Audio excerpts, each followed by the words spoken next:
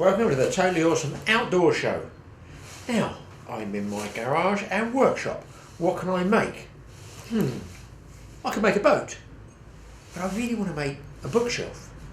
Well, how about if I made a boat in the shape of a bookshelf, or a bookshelf in the shape of a boat?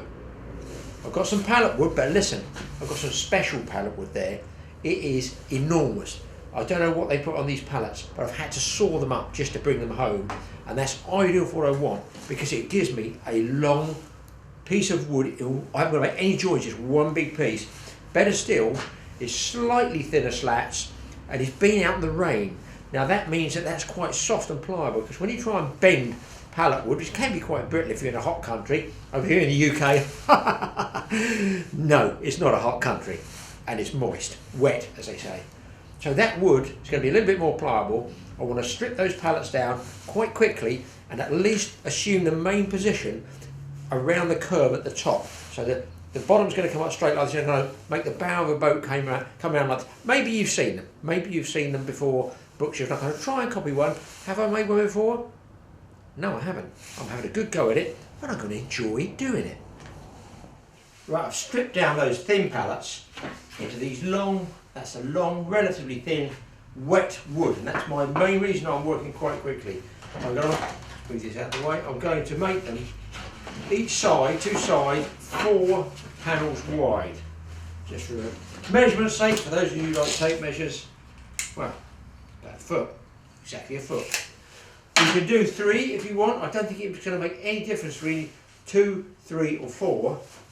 But I'm going to have to support the bottom and the middle first, because I'm going to have to, if you can imagine this, that's one side, and I'm going to have to get this bent across if I can, to give me a bit of an arch shape so it looks like the bow of a boat. That's going to be my problem. I'm going to lock that bottom off level with a nice thick board across there. Probably just nail it for now, and one about here, I'm going to work out where I want it to start bowing inwards. Right, base plate on first.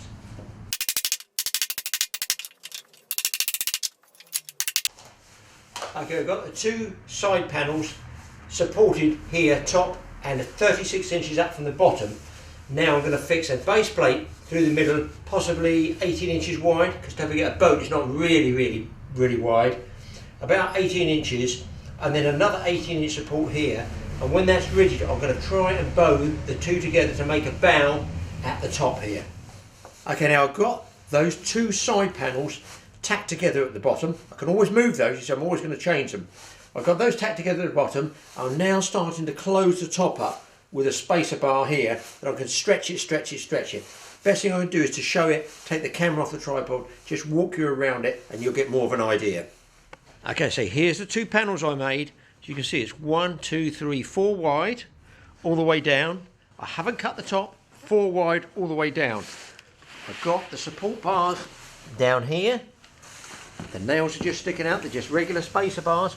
Support bar there, a support bar here, and then I'm obviously going to close this and pinch it all up. Now I've done that because this wood is still wet, so it's pliable. I've bound it together at the top here with rope. Hopefully you can see that okay. That's closed it all up, and then I've put these support bars here to actually stop it springing open. And I know that's at the right measurement because I can cut this. I'm going to put a cap over the top. I can run and cut this level in a minute, not a problem. But what I want to do is one of these shelves. I've jammed that piece of wood there, as you can see. I'm going to get the hammer and hammer it up and put this bow where it angles across a little bit tighter. You've got to be very careful that A, this doesn't pop out. The wood will still be held together at the top by the rope. They might pop out. It's all suck it and see. I don't really know. They might go, but I want to tap this up and bring it up about here if I can without snapping this piece of wood. I feel if I did it with dry wood, it would snap. But if I do this while it's still wet, it should have some sort of flexibility in it. We'll give it a go anyway. Now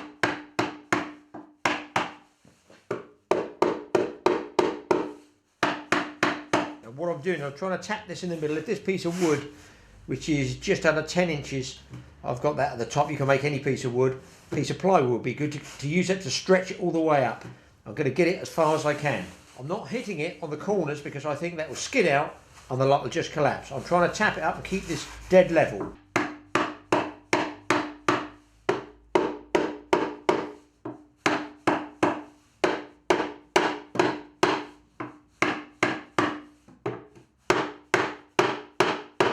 can tell it's getting tight because it's starting to glitch, crank over at one side here. So just keep going gently and try and level this side up.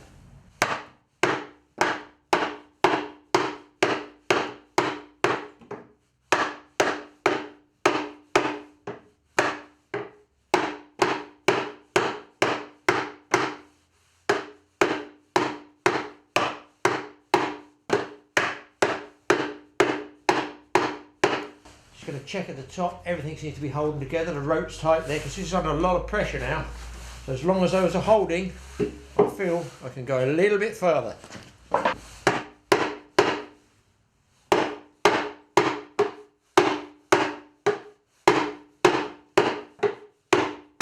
Another little tip, don't hit it so hard that you split the wood, otherwise it's just going to collapse back on you.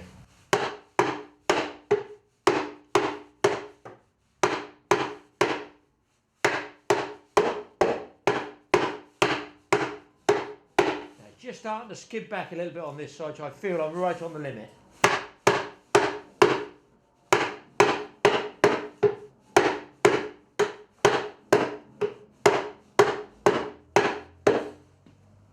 That's as far as I dare go.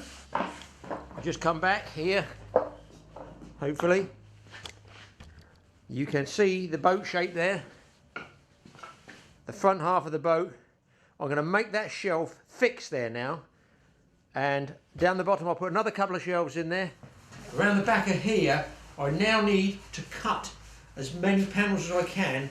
Obviously this say will be the front, I can remove this. I need as many panels as I can to hold this together at the back, so that's my mainstay of support, is this shelf which is totally jammed now, and I want to start from the bottom and sort of stack it all the way up. I'll probably overlap it and then cut it with a jigsaw. I wonder if I put a base in it, it'll float. Not quite level yet.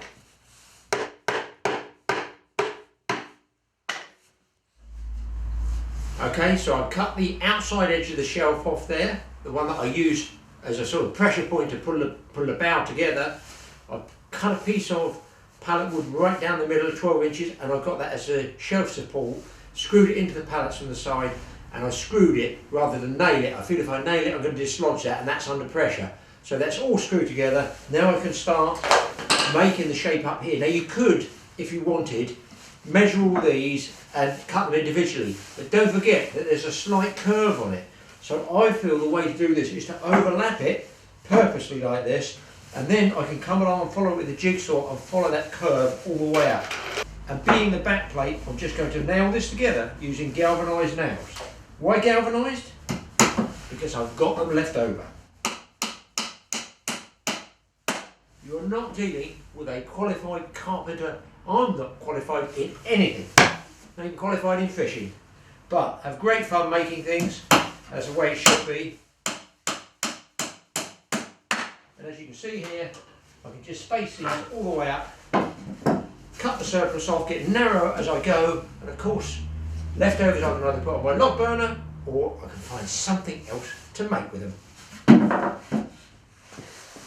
Well, you can see I've bolted throughout now. I'm just starting to run this edge all the way down just slowly, and that way I retain that curve.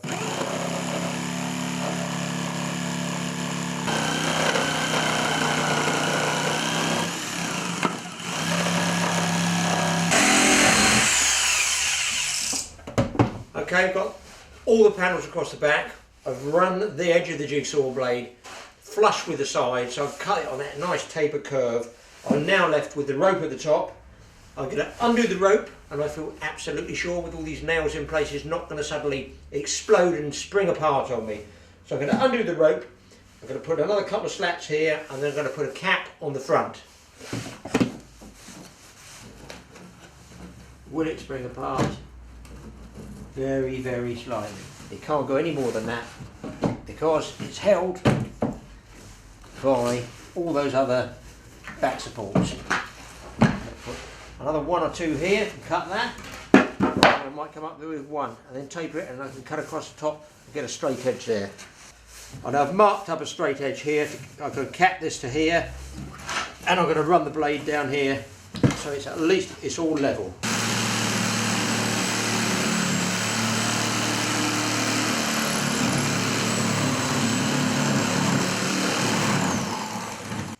Okay, let's check it out. There is the bow effect that I've got. It does indeed look like a boat. I've got my shelf fixed in here with screws, screwed into here, screwed into there. That is rock solid shelf there. I've got my little bow cover here that all boats have just at the front there. And that, don't forget, doesn't just look okay, it is actually helping to pull those in. And obviously that's attached to the front one. The other ones I've pulled together by just using a clamp here and then firing some screws in. Around the back, we go around there, it's all totally panelled in there now. As you can see, that's all panelled in ready. So now all I'm going to do is move around the front again and decide where I'm going to put the shelves, because I might remove these, and if you look, I've left the points of the nails sticking up so that I can tap them back out and take those out, because I think that's too close for a shelf. I want to drop the shelf, maybe one here, one there, and a base plate. A little bit more work to do, but looking good and looking very, very boaty. Okay, we're into phase 3. I've got that triangle cut off here to give it a nice bit of shape and finish to the top. If you can imagine, that's the bow of the boat. I've come down here, I've got my first shelf put in. I've measured down here. You can measure it whatever you want, don't make any difference, say about 12 inches. I've still left down the bottom here my supports in, because I want to retain that shape and I want to hold these outside sides of the boat, I'm going to call it. I want to hold those together while I screw in the supports for the shelving. Once those shelving supports are in there, then obviously I can release the others. This top shelf, you probably noticed, I've just fired 4 screws in here just to hold that board in place for my top shelf. That you don't have to, it should slide in there, it's not going to go anywhere, but I want to sort of leave it fairly rustic. But I've put that one in there, and I've obviously put the screws in at an angle. If you put the screws into vertical, you cannot get, let me just show you so you know, you cannot get the cordless drill, can't get the cordless screwdriver, sorry, vertical enough. So put them in at a slight angle, the same shape as this, and make sure that they line up with the support brackets. All remains now is I've got to put the support brackets in further down. I'm not going to bother screwing the base brackets in. What I've done, I've measured it, obviously the internal, and just leave a millimetre or two either side for when this wood does dry out even more. It might shrink, it might expand. As obviously a changing medium is wood, it can change shape a bit. So I've cut that so it slides in with a little bit of play there. Slide it across the back. Slide the second one across the back. In you go, like that. The third one I've cut obviously the same width, but I've cut it flush. I've actually cut the board in half so that it matches the front of that. It just, I don't know, it makes it look a bit better rather than being stuck out. Those can be screwed in, they can be nailed in, or they can be left. I'll just finish off these last supports up here, and then hopefully all the shelving's done. I'm just going to finish putting these screws in here on the second shelf down. And obviously if you want to make it stronger, you put the screw in from the thin side, the outside, into the thicker side, and you can glue it if you want to glue it as well. I'm okay with the screws, I'm happy with that. It's not going to take a lot of weight, so all these, tweak them up, and then again the same principle. Now you can't cut them all the same side because the outside of the boat is obviously getting wider the further down you go. So I'm going to slide that in there, cut it, it should just bang in nicely, just so you can. You don't have to screw every one, or you don't have to nail every one. You can obviously, if you wanted, just put a pin here and a pin here on the outside one to stop those boards coming out. Now, I've got 1, 2, 3 shelves there, so I feel I can afford to just knock these nails out that I've left here sticking out, get my claw hammer, pull those out, and the first supports I started with should come out, and I should still retain that boat shape.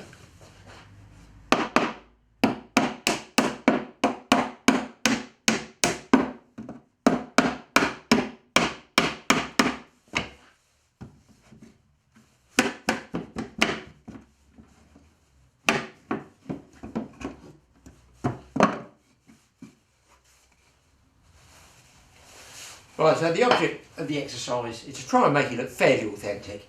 And what do most boats have? They have an engine on the back, but we don't have a back, or they have oars to row with. There's no rowlock, so I'm going to put about here, I'm just going to cut a shape out of a rowlock hole and drill a hole there. There's no point in putting a little rowlock in there, it's going to stick out. But I feel just to finish it, a little bit of shape angled around here, either side like that, we'll just finish it off, and we're nearly ready for sanding, painting, staining, varnishing, whatever you want. Okay, I've cut my blocks there. You can see I've shaped out for the row locks, and I've drilled a hole as though there was going to be a row lock there, and I'm using 40mm 1.25" long lost head nails, which are quite thin, just as I don't think I need screws in there, to be honest. I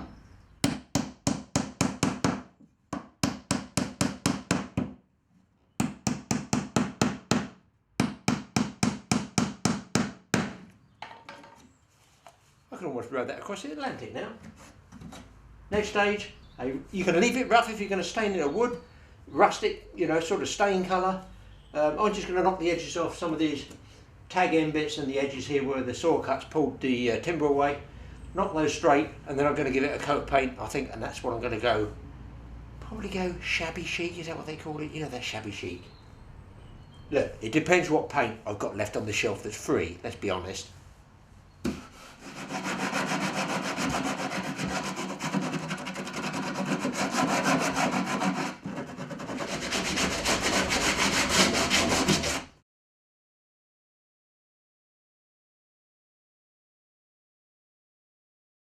Well, the paint's dry and we've got the shelf back in the house. It looks really cool. You cannot believe that this has been made out of reclaimed pallet wood, but it just shows you this is what you can do. Think you'll agree? That sort of unit could go anywhere, in a bedroom, in a hall, look great in a log cabin, and the paint's dried out really well. As you can see with the shelves, you can get your ornaments in there. No problem at all. You can even get books, and you can get big books in there, because I've made that 12 inches there, so plenty of space for books. Look, you can put what ornament you want in there, but I think it looks pretty good. I might even make a bigger one next time, who knows. Thanks for watching the Totally Awesome Outdoor Show DIY section. Tell your friends, hit the subscribe button, and most important, have a go at making something yourself.